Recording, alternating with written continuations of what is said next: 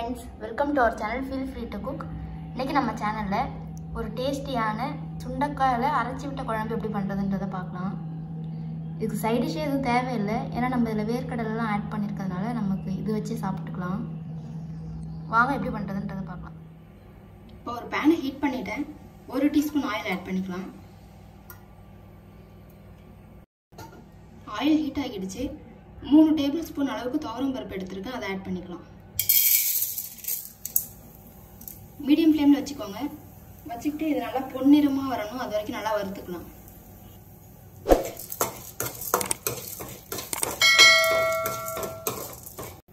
இப்போ பாருங்கள், இது நல்லா கலர் சேஞ்ச் ஆகிடுச்சு, நல்லா வறுபட்டுருச்சு. இப்போ கேஸ் ஆஃப் பண்ணிவிட்டு இது ஒரு பிளேட்டுக்கு மாற்றிடலாம். இது நல்லா ஆறணும். ஆறுனதுக்கு அப்புறமா மிக்ஸி ஜாருக்கு ட்ரான்ஸ்ஃபர் பண்ணிவிட்டு லைட்டாக தண்ணி ஆட் பண்ணி அதை அரைச்சி எடுத்துக்கலாம். இப்போ பேனை ஹீட் பண்ணி 3 டேபிள் ஸ்பூன் ஆயில் ஆட் பண்ணியிருக்கேன். ஆயில் ஹீட் ஆயிடுச்சு, கடுகு ஆட் பண்ணிக்கலாம். இதோடவே பெருங்காயத்தூள் ஆட் பண்ணிக்கலாம்.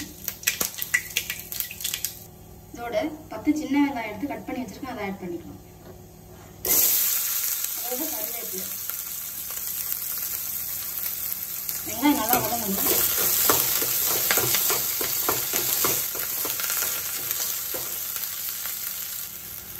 வெங்காயம் நல்லா வதங்கிடுச்சு. இப்போ தக்காளி ஆட் பண்ணிக்கலாம். நான் ஒரு பெரிய தக்காளி போல கட் பண்ணி வச்சிருக்கேன், அதை ஆட் பண்ணிக்கலாம்.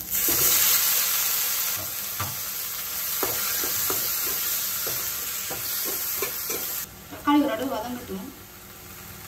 இப்போ தக்காளி ஓரளவு வதங்கிடுச்சு. இப்போ நம்ம காய் ஆட் பண்ணிக்கலாம். நான் இன்னைக்கு சுண்டைக்காய் வச்சு தான் செய்ய போகிறேன். சுண்டைக்காய் எடுத்து இந்த மாதிரி நல்லா இடித்து வச்சுருக்கேன். அதில் இருக்க சீடெலாம் போகிறதுக்காக லைட்டாக இடித்து வச்சுருக்கேன். இடிச்சிட்டு 3 தடவை நல்லா வாஷ் பண்ணி எடுத்து வச்சுருக்கேன், அதை ஆட் பண்ணிக்கலாம். சுண்டைக்காயிலனா நீங்கள் சுரக்காய், பீக்கங்காய், கொத்தவரங்காய் இந்த காயில் கூட நீங்கள் பண்ணலாம். நல்லா மிக்ஸ் பண்ணிக்கலாம்.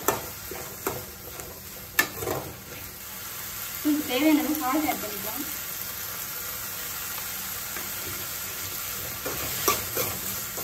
காய் நல்லா வதங்கட்டும். கொஞ்சம் தண்ணி ஆட் பண்ணிக்கலாம் காய் வேகிறதுக்கு.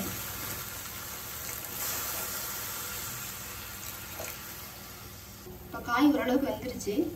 இப்போ இதோட குழம்பு மிளகாய் தூள் ஆட் பண்ணிக்கிறேன். 1.5 டீஸ்பூன் ஆட் பண்ணியிருக்கேன். இதை நல்லா மிக்ஸ் பண்ணி விட்டுக்கலாம். இது ஒரு 2 நிமிஷத்துக்கு நல்லா கொதிக்கட்டும்.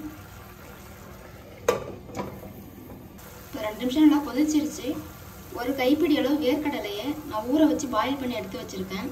நீங்கள் வேர்க்கடலை எடுத்துக்கணுனாலும் வேறு ஏதாவது பயிர் வகைகள் ஆட் பண்ணிக்கலாம். இது நல்ல டேஸ்ட் கொடுக்கும் இந்த குழம்புக்கு. இப்போ இதை ஆட் பண்ணிக்கலாம்.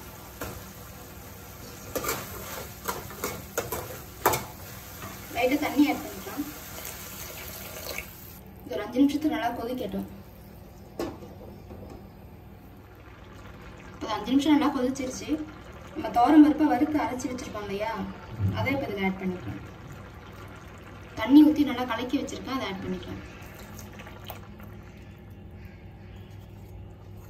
இதோடவே கொஞ்சம் தண்ணி ஆட் பண்ணிக்கலாம். இதை ஆட் பண்ணதுக்கப்புறம் குழம்பு நல்லா திக்காகும். இதை நல்லா மிக்ஸ் பண்ணி விட்டுக்கலாம். இது இப்போ ஒரு கொதி வரட்டும். இப்போ பாருங்க, நல்லா கொதிக்குது. ஒரு சின்ன லெமன் சைஸ் புளியை எடுத்து கரைச்சி வச்சிருக்கேன், அதை ஆட் பண்ணிக்கலாம். இந்த புளியோட ரா ஸ்மெல் போகட்டும்.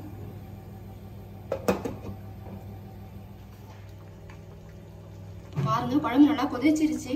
இந்த ஸ்டேஜில் சால்ட் கரெக்டாக இருக்கான்னு பார்த்துட்டு அதுக்கேற்ற மாதிரி ஆட் பண்ணிக்கோங்க. இப்போ நமக்கு டேஸ்டியான சுண்டைக்காய் அரைச்சி விட்ட குழம்பு ரெடி ஆயிடுச்சு. நீங்களும் செஞ்சு பார்த்து உங்களோட கமெண்ட்ஸை ஷேர் பண்ணுங்கள். இந்த வீடியோ உங்களுக்கு பிடிச்சிருந்தா எங்கள் சேனலுக்கு மறக்காமல் லைக், ஷேர் அண்ட் சப்ஸ்கிரைப் பண்ணுங்கள். தேங்க்யூ.